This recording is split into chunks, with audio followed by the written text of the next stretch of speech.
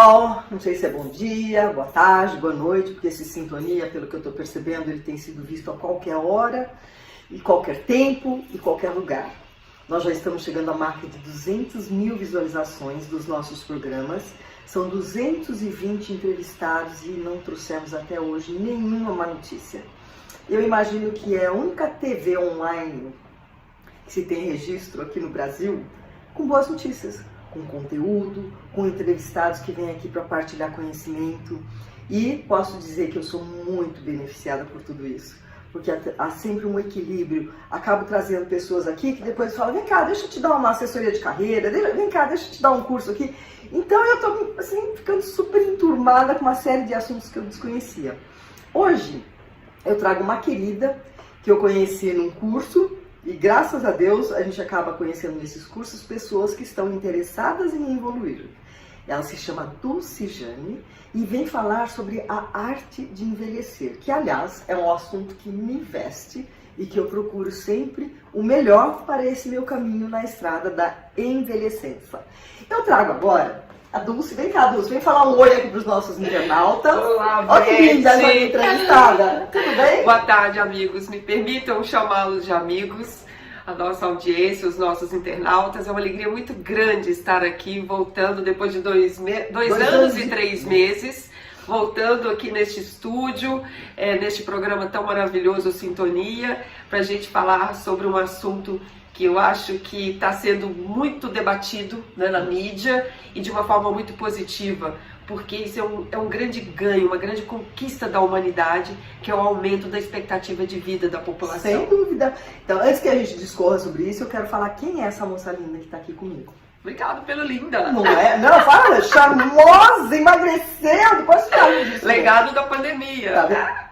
Pois é, muita gente reclama que engordou, Nossa, a nós pandemia foi emagrecemos. maravilhosa para mim, nesse sentido, de reeducação alimentar, né, dieta, um modo de vida mais saudável. É isso legal. Que nós temos que procurar. A Dulce Jane Vaz é economista, consultora em diversidade e inclusão, temas assim do momento, com ênfase em gênero e pluralidade, tem que falar devagar, geracional, e possui mais de 30 anos de experiência e atuação em cargos estratégicos no mercado financeiro, no setor público e no terceiro setor.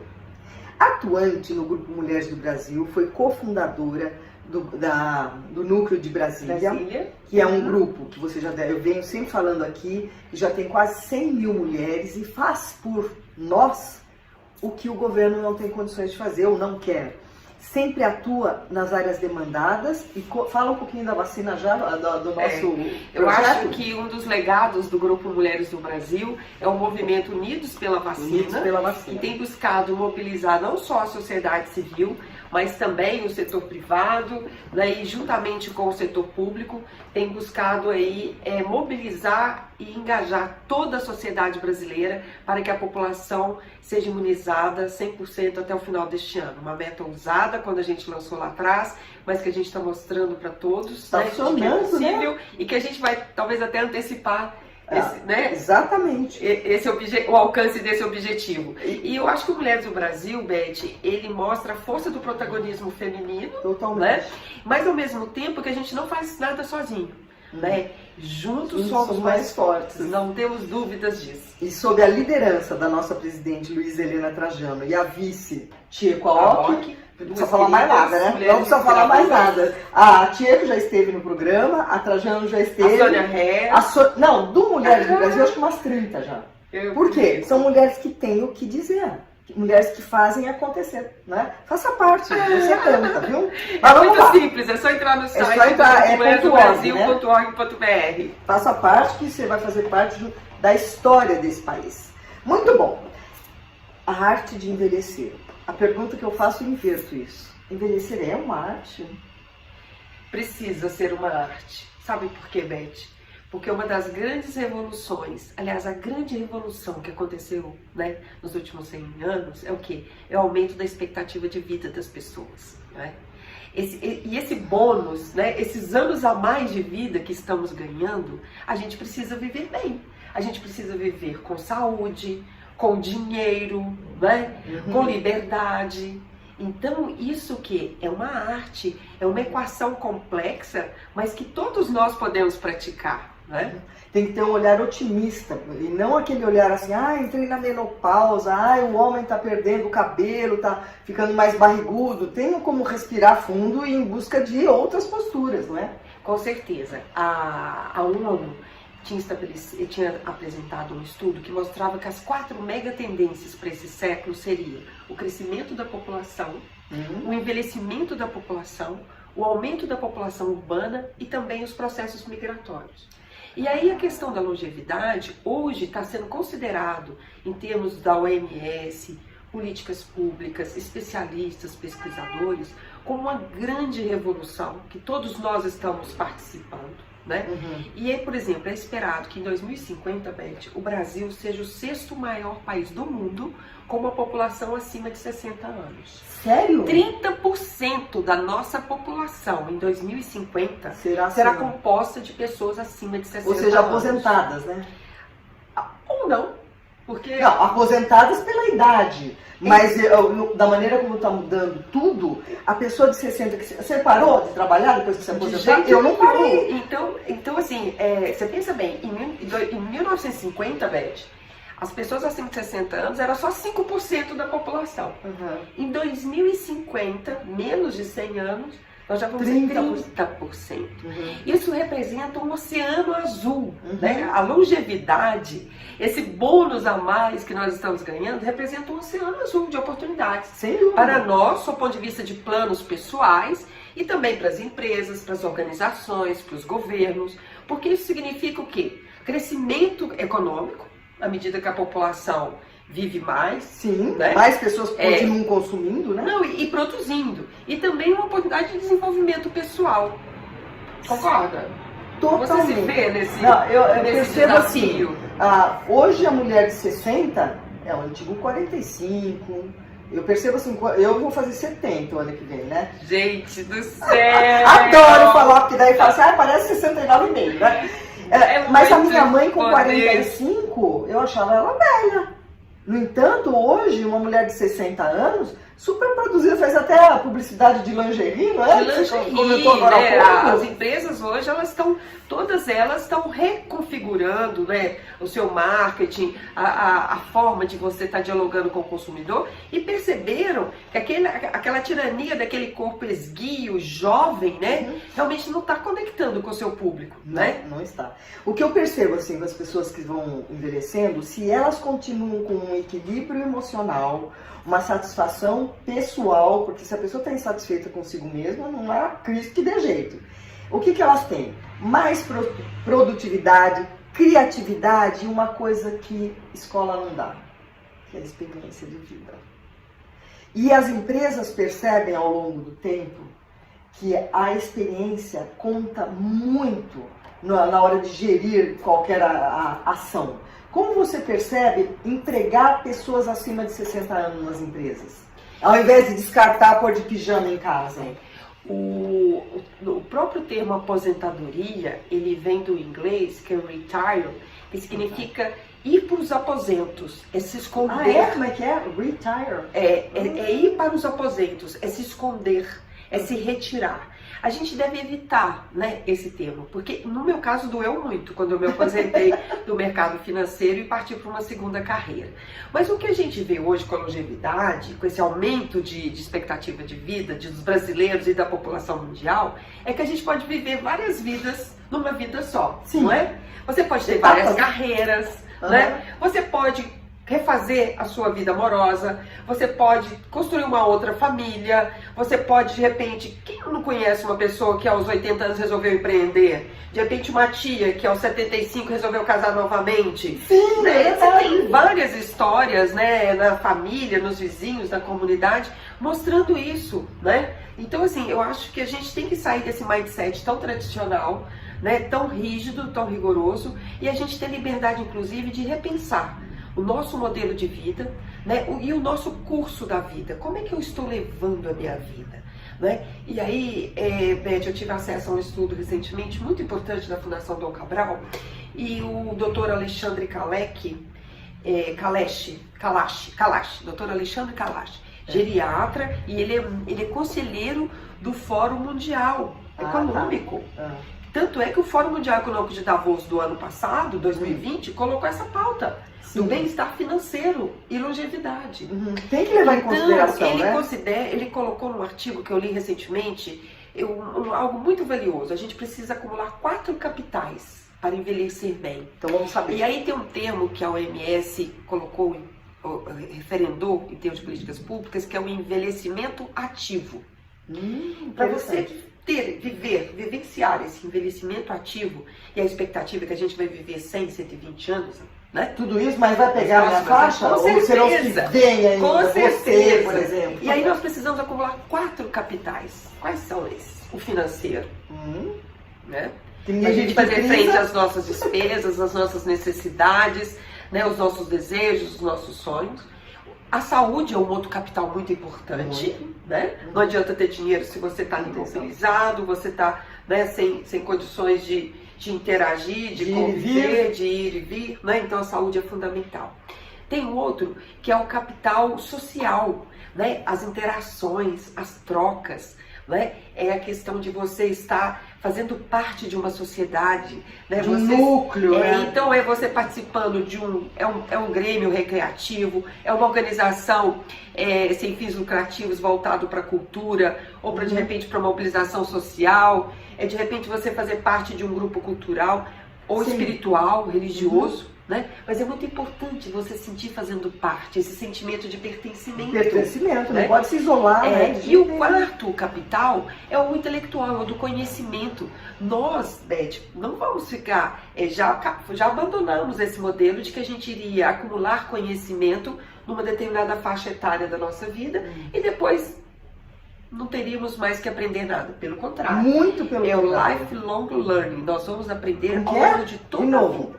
Lifelong learning. Adorei. Que é o aprendizado ao longo de toda a vida. Isso é importante porque a gente se mantém interessante para os outros. A gente se mantém relevante. Numa revolução digital que está acontecendo também, tecnológica, é muito importante a gente continuar aprendendo, atualizando o nosso conhecimento, né?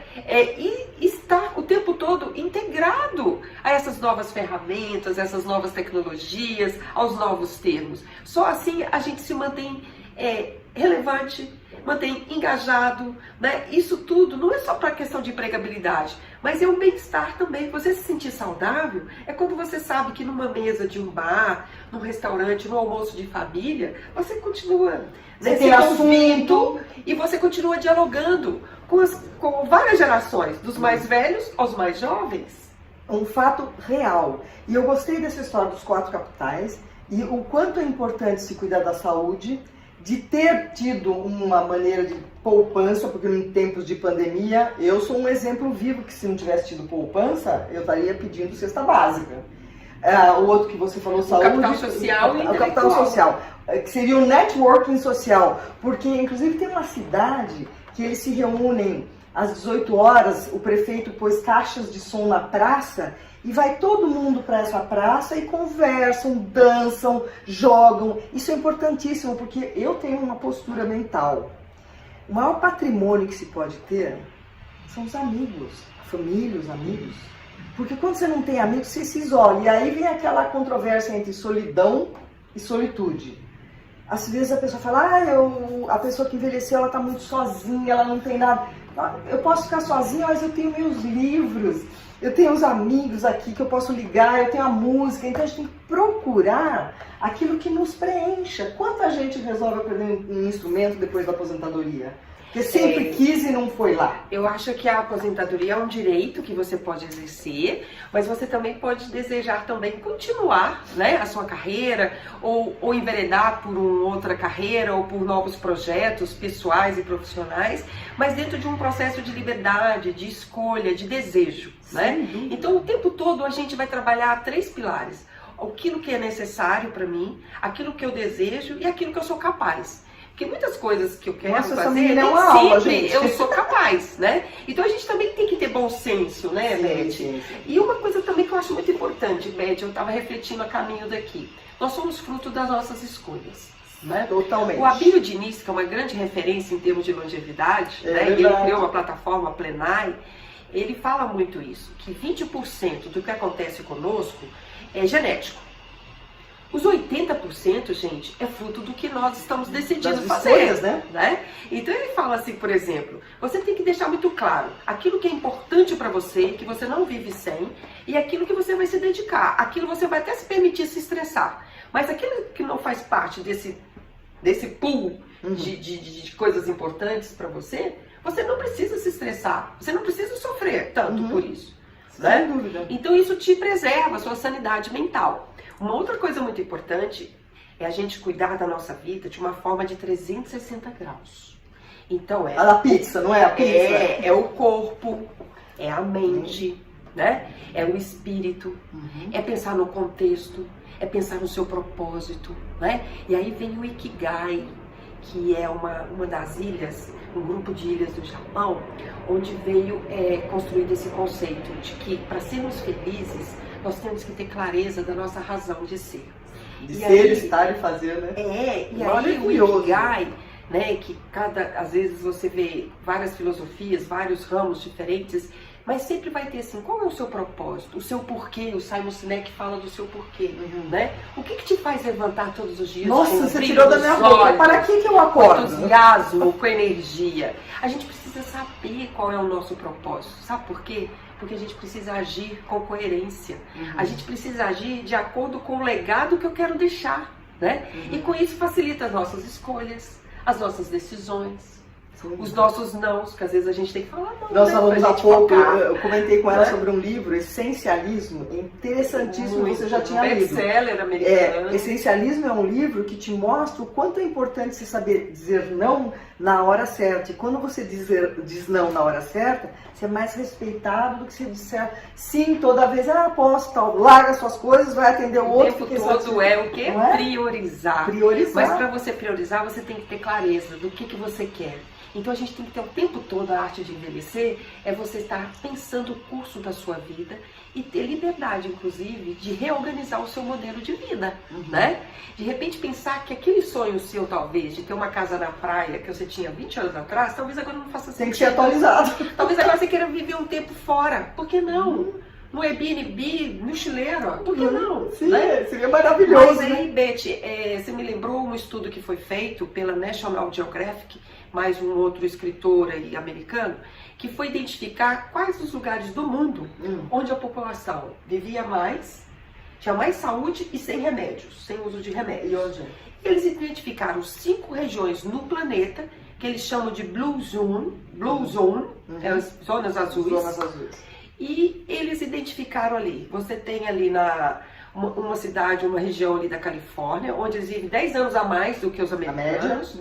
Você tem uma ilha na Grécia, a Icária, onde você tem ali as pessoas têm menos taxa de demência, menor taxa de demência no mundo. Você tem a ilha da Sardenha, na Itália.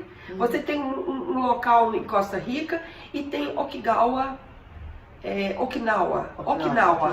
que é um grupo de ilhas no Japão, onde inclusive foi o conceito de Ikigai, que também tem um grupo de longevos ali muito significativo.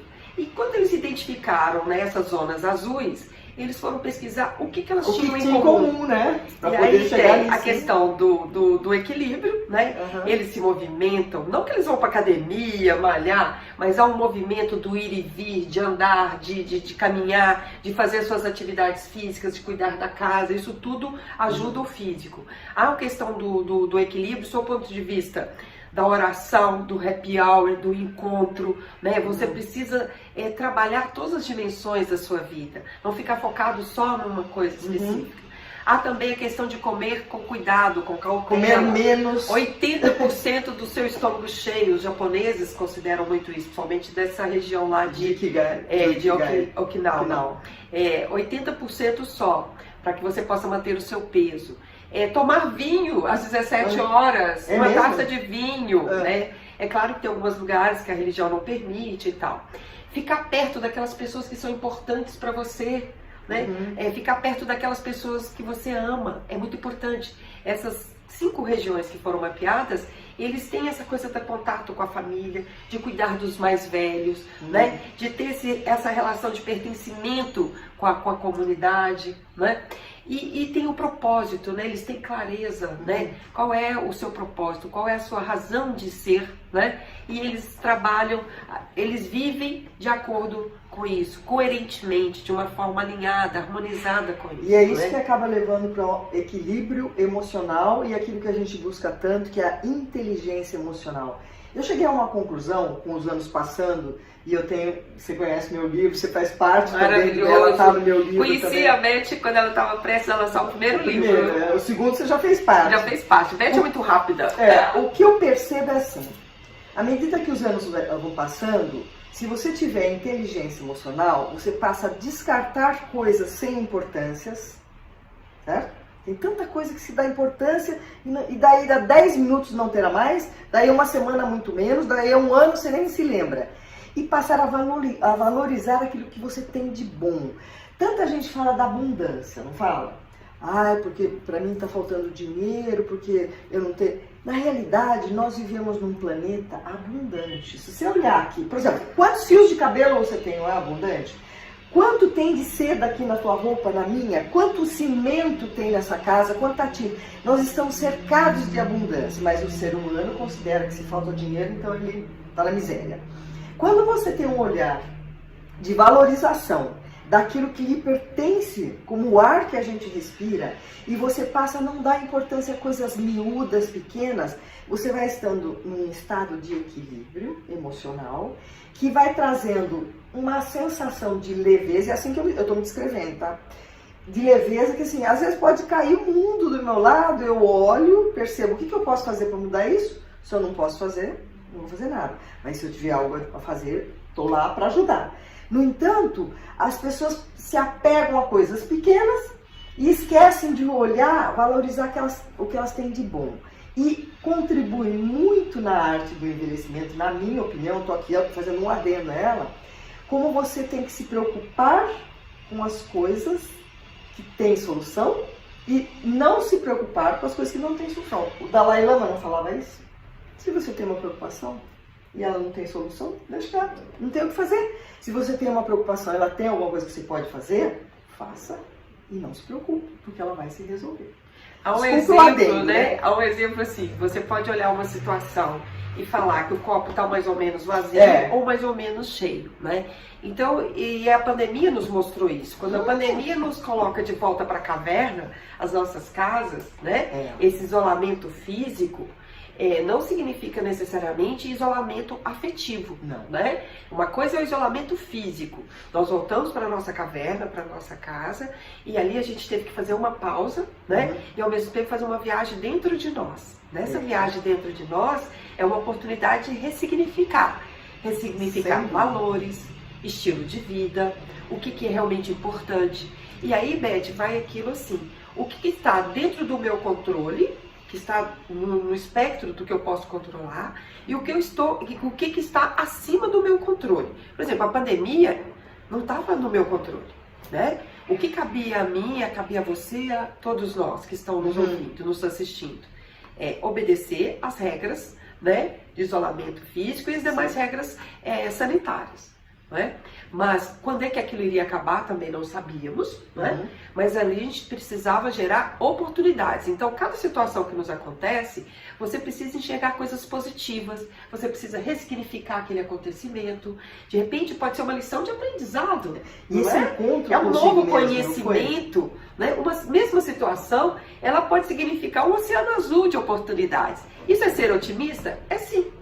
Mas eu acho que, por exemplo, até na pandemia, a gente teve um primeiro momento que muitos de nós entramos naquela zona do medo. Vocês lembram que a gente estocou alimentos, estocamos, fomos comprar coisas que a gente achou que a gente, né? Depois a gente saiu daquela zona do medo, entramos numa zona de aprendizado. A gente percebeu que a gente precisava ajudar as pessoas mais próximas, precisávamos atuar numa corrente de solidariedade, né? Então a gente começou a perceber que a gente tinha um pouco mais de controle sobre o que estava acontecendo no nosso entorno. E aí depois a gente entrou na zona do crescimento, que aí a gente saiu, começou a contribuir com os movimentos sociais, com as correntes que estavam acontecendo de solidariedade. Mas mais do que isso, você começou a perceber que você não tinha controle sobre a situação, mas você podia ter um estilo de vida, qualidade de vida, e você precisava ajudar as pessoas, não só sobre aquelas que estavam no seu teto, mas você poderia levar a sua voz, a sua mensagem para um grupo muito maior. Foi a fase das lives, foi a fase, né, dessa interação mediada pela tecnologia. O Dulce, não foi a fase da faxina em casa? Quanta coisa, porque a gente teve tempo, quanta coisa pode ser tirada de casa, a gente descobre, eu não preciso disso. E aí oferecer para uma outra pessoa que precisa, né? Eu estou vendo aqui uma coisa, aqui, uma pergunta, o que é diversidade etária? Nós tínhamos falado da pluralidade geracional, até para não ficar repetindo muito, mas na verdade diversidade etária é mais fácil, né? É mais simples, né? É a questão de você ter, o que é diverso? Diversidade. No caso de diversidade, do ponto de vista de empresa, é você ter representantes dos diferentes grupos sociais no mesmo ambiente de trabalho. E quando a gente fala de diversidade etária, então você ter várias gerações trabalhando, convivendo no mesmo ambiente de trabalho. Né? Um aprende com o outro no final. Então você tem ali, hoje no mundo, nós temos 5 gerações, até 5 gerações, trabalhando no mesmo ambiente de trabalho. Né? Você tem os boomers que nasceram logo após a Segunda Guerra, que ainda estão ativos, muitos estão ativos. Você tem a geração X, Y, você já tem a geração Milênios e agora tem a geração Z, que nasceu agora em 2000. Que é o Z? Nasceu agora, em 2000. Né? Então, que já entraram no mercado de trabalho. Então, você imagina, quando você coloca 5 gerações, né, no mesmo contexto laboral, né, que pensam diferente, né? Essas gerações têm expectativas diferentes em relação ao trabalho, a forma de liderar e de ser liderado também é diferente. Então, é um ambiente que ao mesmo tempo tem oportunidades, porque são olhares diferentes que se somam, né, se complementam. A experiência dos maduros, dos profissionais mais maduros, né, a faixa etária dos boomers e da geração X, ela é reconhecida como pessoas que são mais holísticas, intuitivas, mais flexíveis, né, mais empáticas. Porque isso é fruto da sabedoria adquirida ao longo da jornada. Né? Mas você tem muito a aprender com os mais jovens. Os jovens, eles são muito criativos, eles são ousados. Jovens, ousados, né? Então, quando você coloca gerações diferentes no mesmo ambiente e você cria condições para que haja trocas, porque aí vem a inclusão. Diversidade é grupos diferentes no mesmo ambiente, né? E aceitos. Agora, a inclusão, ela é um processo que ela é complementar, mas é um conceito diferente. Porque incluir é conviver, é fazer parte, é pertencer, né? E é um sentimento. Quando você pensa em incluir, é um sentimento, é algo intangível. E o benefício de você colocar o diverso atuando em prol de uma causa, atuando em prol de um projeto, trabalhando no contexto de uma empresa, só vai realmente criar, estabelecer, propiciar a criatividade que vai gerar inovação se você tiver inclusão mesmo. O que é inclusão? É você ter espaço para falar, né? É você ter espaço de fala, é as suas ideias serem consideradas, elas serem colocadas lá no projeto. Você ser flexível para aceitar a ideia do outro. Então isso implica muito de saber ouvir, né? De escutar, de acatar, de acolher, né? Então quando você fala de inclusão, é você ser acolhido, ser respeitado, reconhecido, valorizado. Amém, né, gente? Isso é complexo, é trabalhoso, né? Porque quando você coloca, quando a gente fala de diferentes grupos sociais, Beth, pode ser do ponto de vista de gênero, de raça, orientação sexual, pode ser de cultura, de classes sociais, pode ser questão religiosa, né? Sem dúvida.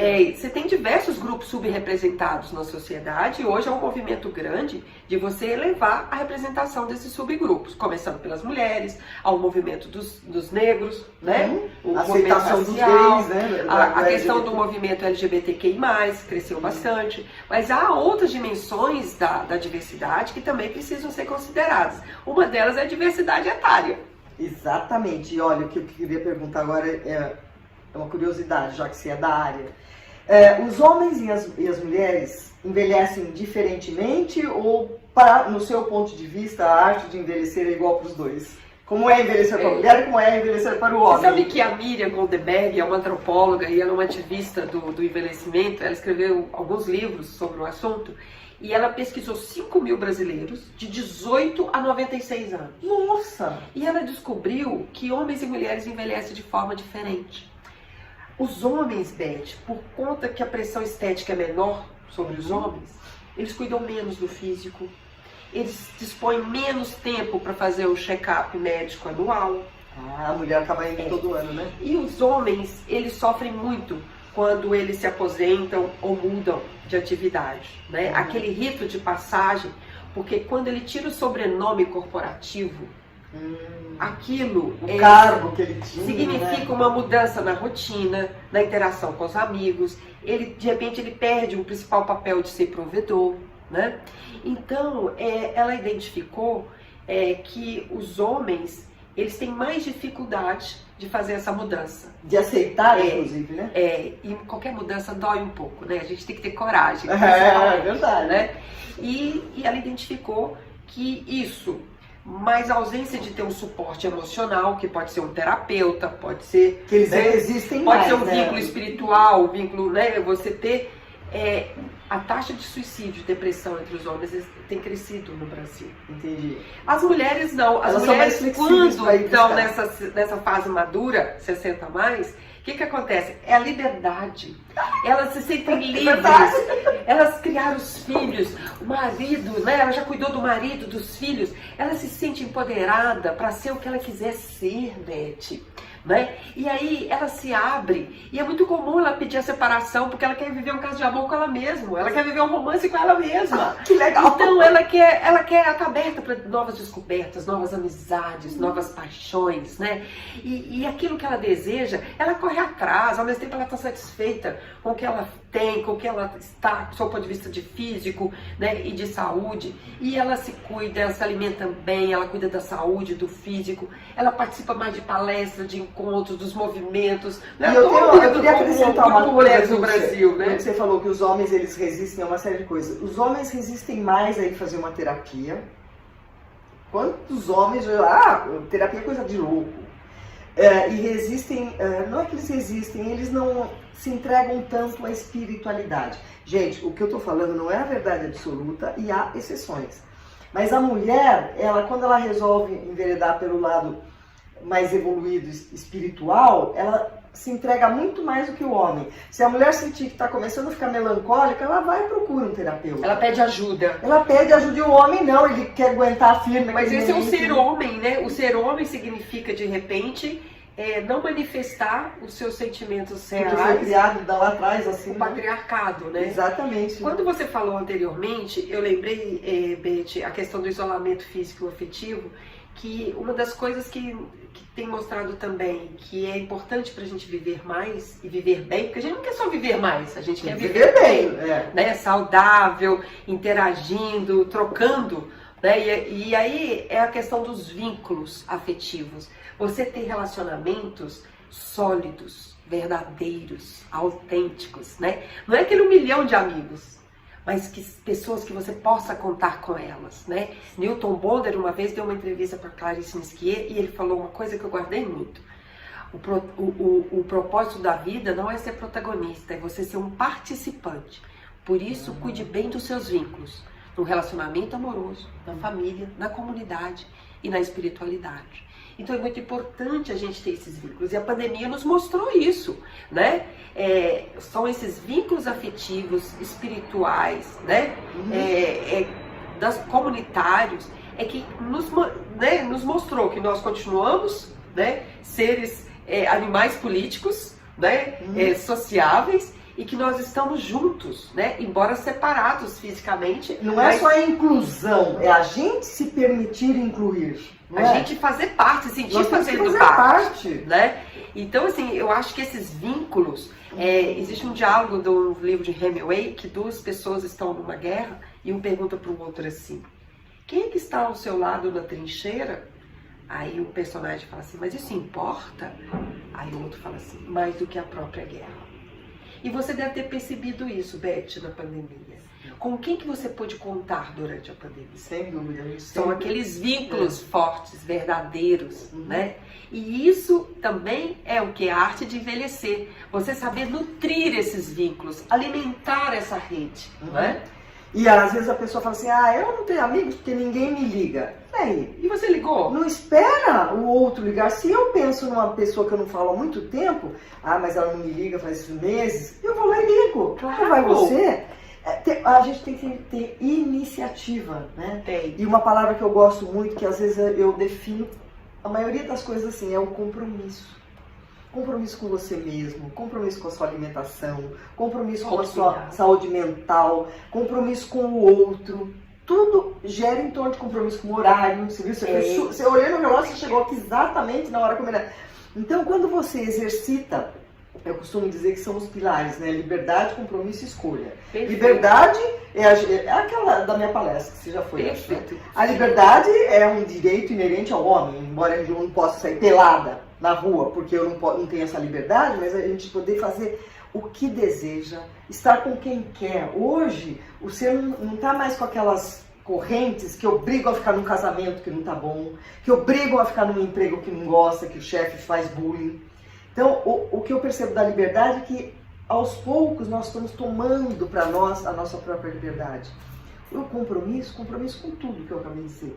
E a escolha, que você citou várias vezes, a escolha, gente, é o que vai delinear o nosso futuro. Se você escolhe uma coisa hoje que não é a contento, você vai colher a consequência depois. Não tem jeito. Isso foi assim porque meu pai fez isso comigo, porque meu vizinho... Não! Tudo é fruto da sua escolha. Como nós temos um tempo, preciso saber o seguinte: que conselho que se daria aos jovens de hoje que vão chegar na minha idade, certo?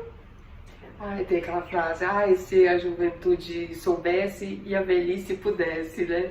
Eu acho que quando eu olho para minha própria trajetória e vejo onde que eu estou hoje, né, com 54 anos, numa nova carreira, parece, né, gente? Né? E eu vejo o seguinte, Beth, mesmo que você planeje, né, você também tem que estar aberto para o novo, né, para o imprevisto, para aquilo que ainda vai acontecer. Mas a gente não pode perder de vista que o futuro nós estamos criando agora. Então a gente precisa estar com aquele mindfulness, né? Mindfulness. É estar presente nesse momento, né? Mas sem perder de vista que você ainda vai viver várias jornadas, né? E que você precisa estar sempre aprendendo, sempre buscando o seu desenvolvimento pessoal e que você não vive só.